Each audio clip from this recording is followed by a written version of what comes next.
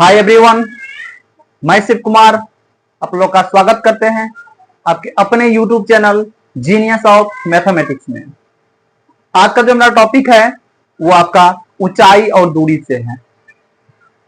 ऊंचाई दूरी का ये सेकंड लास्ट क्लास है,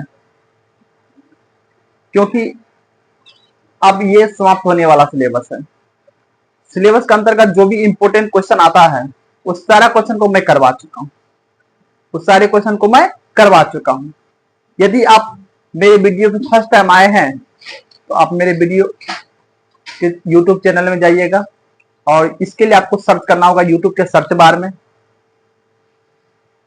@SHIVROY7250।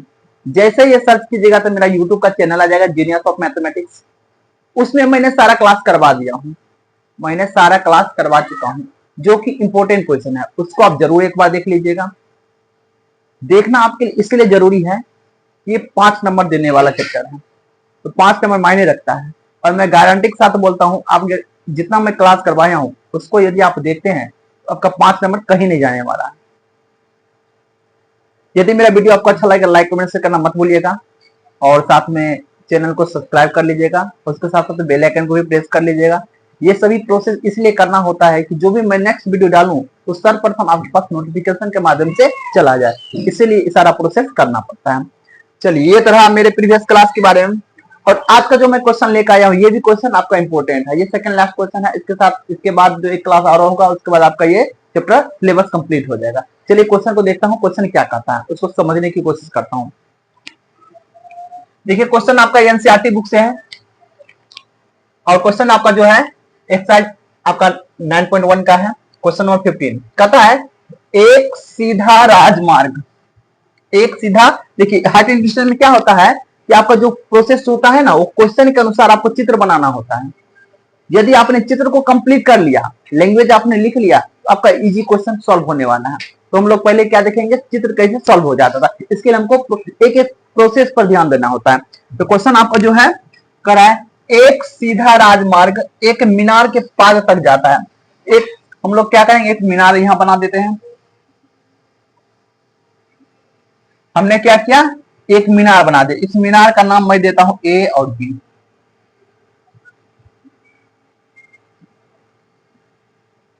ये मैंने मीनार बना दिया। कहता एक सीधा राजमार्ग एक मीनार के पास तक, एक सीधा राजमार्ग भी बना देता हूं मैं।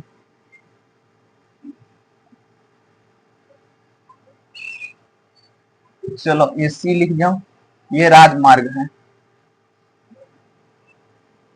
राजमार्ग मतलब आपका रास्ता हो गया, ये सीधा राजमार्ग है। सीधा राजमार्ग जो मीनार के पास तक चला जाता है। मीनार के शिखर पर खड़ा एक आदमी, यहाँ एक शिखर हो गया मीनार का, इस पे खड़ा एक आदमी एक कार को 30 डिग्री के अवनमन कोण पर देखता है। अवनमन कोण पर देखता है इसका मतलब 36 तल हो जाएगा, 36 तल हो गया। और ये जो आदमी यहाँ पे है एक कार को देखता है जो 30 डिग्री के अवनमन कोण पर देखता है। कार जब भी देखेगा तो रास्ते पे ही देखेगा, 30 डिग्री के अवनमन कोण पर देखता है जो कि मीनार के पास की ओर एक समान चाल से जाता है और इधर वो जा रहा है। मान लो ये सी जो हो गया कार हो गया, सी कार हो गया जो कि मीनार की ओर जाता है। जिसको ये देखता है कितना डिग्री के एंगल पे देखता है, ये 30 डिग्री के अवनमन कोण पे देखता है। 30 डिग्री के अवनमन कोण पे देखता है, ये 30 डिग्री के अवनमन कोण पे देखता है। देख लिया। अब फिर कर रहा है क्वेश्चन 6 सेकंड के बाद कार का अवनमन कोण 60 डिग्री हो गया। 6 सेकंड जैसे बीता, मान लो यहाँ पे 6 सेकंड, 6 सेकंड जैसे 6 सेकंड बीतता है, जब ये देखता है फिर से उस आदमी कार को जो कि मीनार की ओर जाता है, मीनार के पास तक पहुंचने में अवनमन कोण 60 डिग्री हो गया। जब वो 6 सेकंड के बाद देखता है तो मीनार का जो अवनमन कोण है जो आदमी द्वारा सॉरी जो 6 सेकंड के बाद क्या होता है कार का अवनमन कोण ये 60 डिग्री हो जाता है।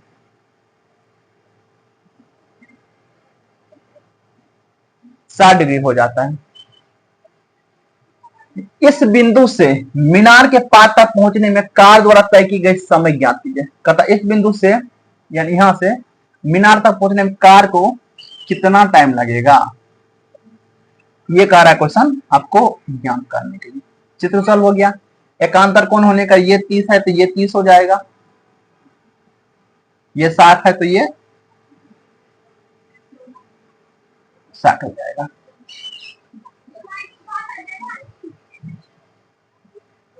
क्वेश्चन समझ गया आपने। आपको निकालना है क्या, ये निकालना, एडी निकालना है। ये आपका चित्र कंप्लीट हो गया। अब हम इसका लैंग्वेज लिखेंगे। माना कि ए बी एक मीनार है। ए बी क्या है, एक मीनार है। अब जिसको चाहे एच मान सकते हैं, कोई दिक्कत नहीं है, क्योंकि इसमें एच का नहीं दिया कुछ, मीनार है। एक भी एक राजमार्ग के मीनार है, और सी डी दो कार है, सी और डी दो कार है। सी और डी क्या है, दो कार है।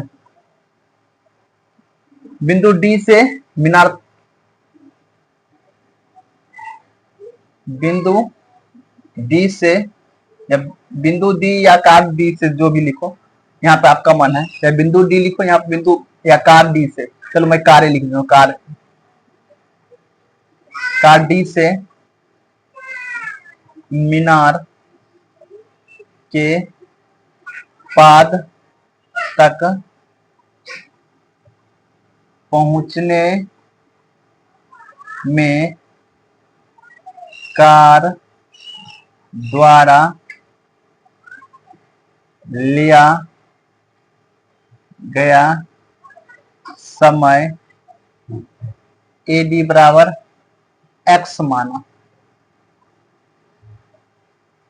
एडी बराबर हमने क्या माना, एक्स माना। यानी इस एडी को क्या मान लिया मैंने, एक्स मान लिया, और यही आपको ज्ञात करना है। ठीक है, यही आपको ज्ञात करना है। अब देखिए, कोण एक्स बी सी बराबर कोण बी सी ए बराबर 30 डिग्री। फिर कोण एक्स बी और आपका डी बराबर कोण बी डी ए बराबर 60 डिग्री। ये 60 डिग्री क्यों हुआ, 60 डिग्री क्यों हुआ, क्योंकि एकांतर कोण होने का कारण। यहां पर लिखना पड़ेगा आपको, क्योंकि एकांतर कोण होने के कारण। हमने लिख लिया एकांतर कोण होने के कारण, इसमें कहीं पर दिक्कत आपको नहीं होना चाहिए, एकांतर कोण होने के कारण। अब देखिए सी डी आपका 6 दिया है सवाल में। अब ये आपका लैंग्वेज कंप्लीट। अब हम लोग बनाएंगे। अब इसमें दो त्रिभुज है, एक त्रिभुज ये है, एक त्रिभुज आपका ये, दो त्रिभुज है। अब आपको जिससे बनाना, मैं आपको दो त्रिभुज दिखा दिया हूं। मैं पहले इसको एक कर लेता हूं, इसको दो कर लेता हूं। मैं पहला से बनाऊंगा। अब समकोण त्रिभुज बी ए डी में, इसमें टेन कितना है आपका, 60 डिग्री। सूत्र P बटा B। इसका P कितना हो जाएगा, P आपका ए बी हो जाएगा, और आपका B कितना है, ए बी।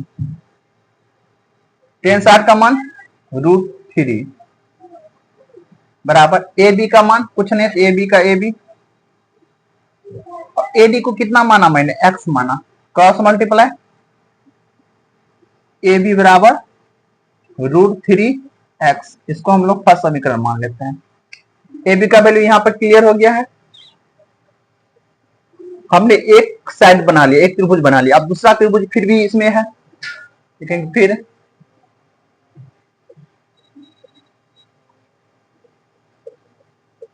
समकोण त्रिभुज दूसरा का नाम है बी ए सी। बी ए सी में इसमें टेन कितना है, 30 डिग्री है, ए सी। टेन 30 का मान 1/√3। ए बी का वैल्यू ए बी रहने देते हैं अभी फिलहाल के लिए। यहाँ पे ए बी का वैल्यू भी दिया हुआ है, चलो ए बी का वैल्यू लिख लेते हैं, √3x बटे ए सी मतलब क्या, ए डी जोड़ डी सी, ए डी जोड़ डी सी इतना होना है। अब ए बी यहाँ पे लिख लीजिएगा, आपको यहाँ पे लिख लेना है, क्योंकि समीकरण फर्स्ट से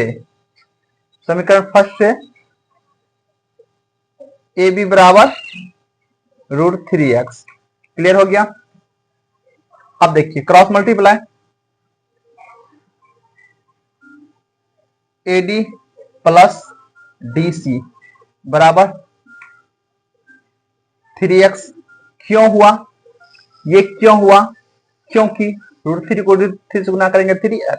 अब एडी को हमने क्या माना है, एडी को हमने क्या माना, x, एडी की जगह पर x।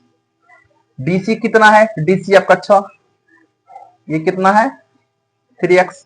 अब इसको अरेंज कर लेंगे, 6 को 6 रहने देते हैं, 3x प्लस में ये x माइनस में, प्लस में तो माइनस में, 6 बराबर 3 में से गया 2x, इसीलिए x बराबर 6/2 कट गया, 2 तिया 6, x बराबर 3। आपका यही आपका